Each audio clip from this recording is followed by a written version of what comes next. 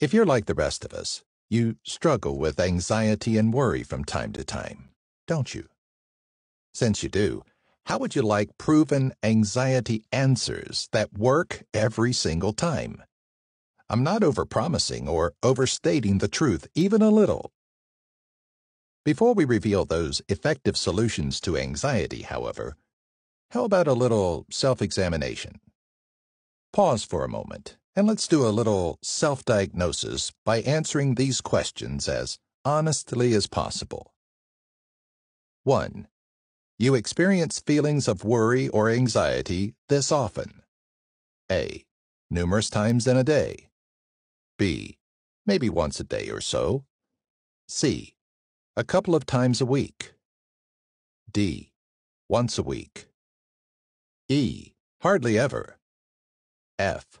Never.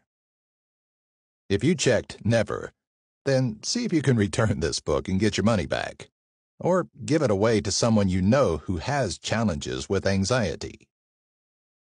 2. On a scale of 1, very low, to 10, very high, how strong and bothersome are your feelings of anxiety and worry? 3. Have you ever taken medicine or drugs to help you cope with anxiety? 4. When you feel anxious, how do you normally cope? Which of these tactics do you usually use to relieve your anxiety? A. At times I use drugs to cope. B. At times I use alcohol to cope. C. At times I use pornography to cope. D.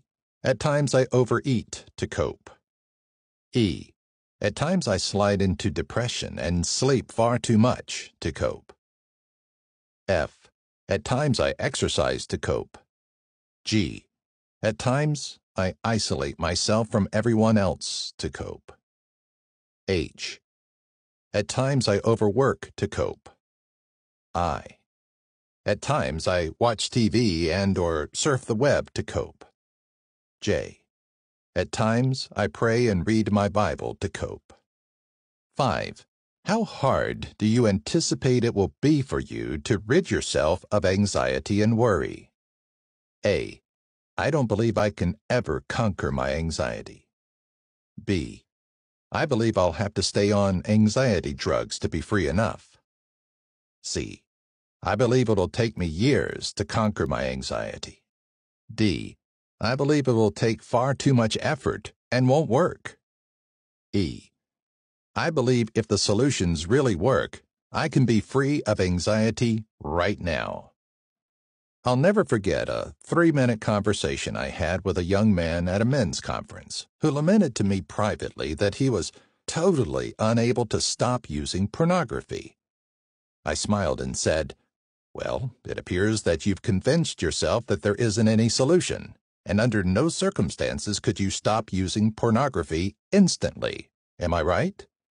He nodded in agreement. I continued, "It's because your sex drive is so much stronger than most men's, right?" He nodded even more, sensing I understood his dilemma. "So, if you're looking at pornography in your bedroom in the middle of the night, and your mother unexpectedly walked in, what would you do?" He nearly shouted, "Man, I would shut down my computer instantly." Then I nodded and nodded. He got it. Do you get it?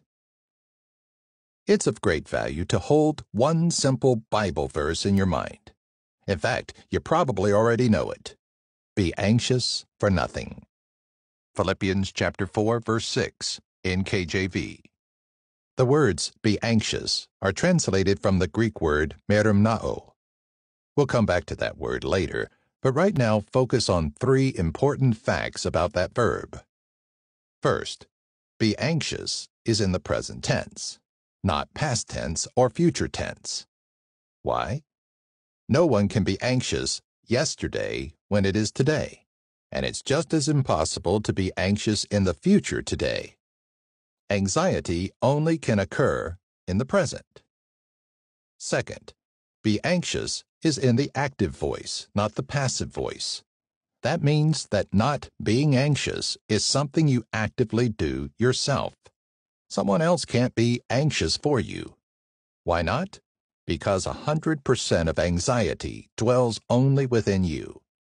Even more striking is the fact that this verb is active, not passive.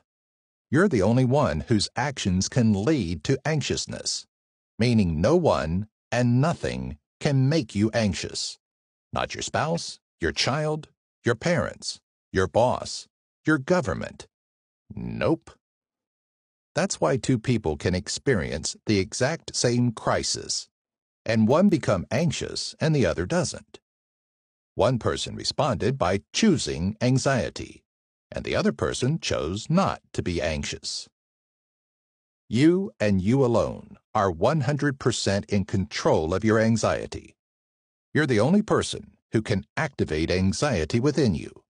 So, with that in mind, it's time to break free from the big lie that something or someone made you anxious. Are you ready for the third fact about that verb, be anxious? This final characteristic of the verb is the most important.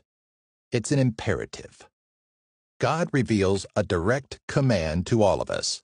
Don't choose anxiety under any circumstances. If you do, you've chosen to sin. You have willfully chosen to activate your anxiety in direct disobedience to God's will in your life. As you know, God never commands us to do something unless we can obey Him. So, in contrast to the big lie, here's the big truth. You have always been in total and complete control of your anxiety. At all times and under every circumstance, you can always choose not to activate your anxiety. God granted that freedom to all of us. Please note, the only exception to this is if your anxiety is drug-related or chemical-related. So if you checked any of the other choices under question number 5, except the last one, I can be free of anxiety right now, you have been deluded into believing the lie. Remember that young man with the pornography problem? He was addicted until his mother walked in. Then all of a sudden, he discovered massive, already existing reserves of self-control. He was able to stop instantly. As I continued my conversation with the young man, I smiled and said, "Maybe you should ask your mother to follow you around all day and night." Before going to the next section, take a big breath and say out loud, I'm always entirely free to choose not to respond to whatever life throws at me. I reject the lie that it's just the way I am, or that I cannot help myself. Even if my life is in the pits, I have control over anxiety and worry. Let's analyze anxiety for a few moments further. First of all, why do we say, I feel anxious, instead of, I think anxious? It's because all of us experience the feelings of anxiety. Therefore, too many of us assume that we can't control our feelings, that we're helpless against the onslaught of anxious emotions. But once again, we're mistaken, since God instructs us to control our emotions. For example, consider these two commands. In 1 Peter chapter 1, verse 22, it says, Love one another fervently with a pure heart. And in Luke chapter 12, verse 7, it says, Do not fear. One thing should be obvious at this point. All of us are much more in control of our anxiety than we may have ever imagined. So what, then, is God's answer to our anxieties and worries? Let's take a look at each part of Philippians chapter 4, verse 6. Be anxious for nothing, but in everything. The contrast between nothing and everything is clear. God leaves absolutely no room for any person to have any anxiety of any kind at any time. We're to be anxious for nothing. At this point, if you're going to live a truly anxiety-free life, here's an important point to notice. The rest of Philippians chapter 4 verses 6 through 8 actually reveals the supernatural answer to all anxiety, God's answer in plain language. You won't have to look anywhere else beyond this short Bible passage to find the answer. In only 3 verses, God lays out 3 steps that, if followed, will work for you 100% of the time. In fact, if you're anxious right now, use them and experience a stunning victory in only a few moments. Step number 1. What to do when you're anxious. Your part. Step number 2. What God will do with your anxiety if you do your part. His part. Step number 3. What to do to become anxiety resistant in the future. Your future option. Let's examine these 3 steps in this short passage so you'll be able to find quick relief for all anxiety. Step number 1. What to do when you're anxious.